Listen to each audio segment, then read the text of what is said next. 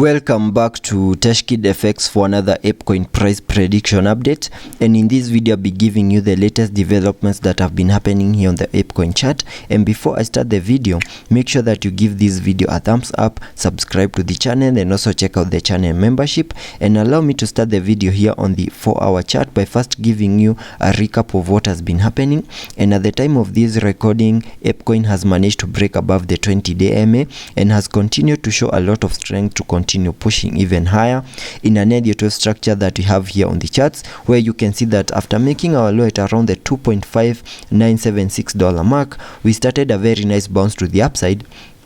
in a move that has been obeying the Elliot wave structures, where you can see that I have this Elliot wave structure in red, having the wave 5, making its peak at around the $4.6 mark, and also completed the formation of that higher Elliot wave count 1 to the upside. And after seeing the formation of a higher Elliot wave count 1, whatever we expect next is the formation of a higher Elliot wave count 2. And here on the chart you can see that I have this ABC corrective structure, which we also expect in the formation of a second wave because of its corrective nature. And that ABC corrective structure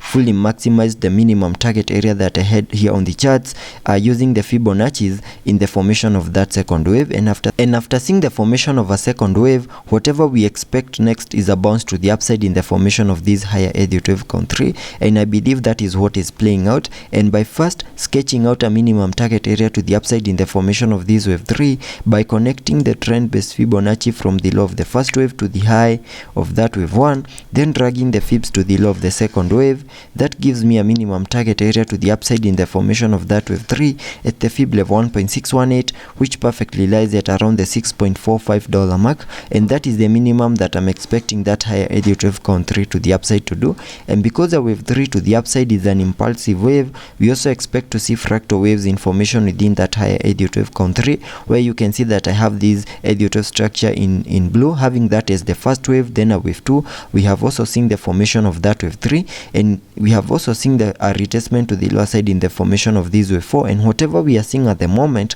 could be the bounce to the upside in the formation of this wave 5 to fully maximize our target area to the upside in the formation of that wave 3. And here on the chart you can also see that I had a minimum retracement area to the lower side in the formation of that wave 4, which is between the $4.9 mark and the $4.5 mark, which is a target area that we have fully maximized in the formation of that wave 4, and also seen that ABC corrective structure giving us the low for that wave 4 to the lower side. And whatever we are seeing at the moment is the bounce to the upside in whatever we can term as the formation of that wave 5, where we also expect to see a fractal wave in formation within that higher Elliot wave count 5 to the upside. And here on the 1-hour chart we can get a lower Elliot wave degree within the formation of that wave 5 to the upside, where we can term these as the first wave to the upside. Then after seeing the high for that wave 1, we saw a bit of a corrective structure in the formation of that wave 2, and I believe in the formation of that wave 3 before we see a wave 4, and then a wave 5 to fully maximize the formation of that higher Elliot wave count 5 to the upside, and also fully maximize the formation of that higher Elliot wave count 3 to the upside, and getting to see whether the second wave over here has done the minimum that we expect a second wave to do by connecting the Fibonacci's from the low of the first wave to the high of that wave 1. That gives me a minimum retracement area between the fib level 0.382 and the fib level 0.618, which is a target area that we retraced into before we started that bounce to the upside in the formation of this wave 3. And sketching out a minimum target area to the upside in the formation of this wave 3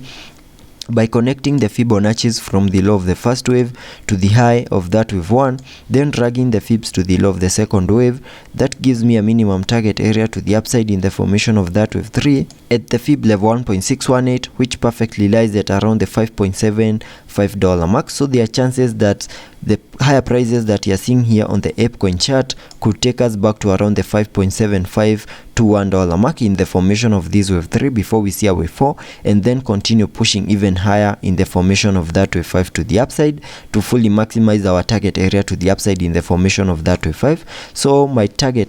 next target area here on the apecoin chart is the area at around the $5.75 mark to fully maximize the formation of that wave 3 of this Elliot wave structure in the formation formation of that higher Elliott wave count 5 to the upside. So let's be patient and see how that plays out, and also taking a look at the indicators to see what movements will be supported. On the RSI, we are trading at around the 68 mark, meaning we don't have massive room for us to support any further movements to the upper side in the formation of that higher Elliott wave count 3 before we get into the overbought region. And also taking a look at the MACD,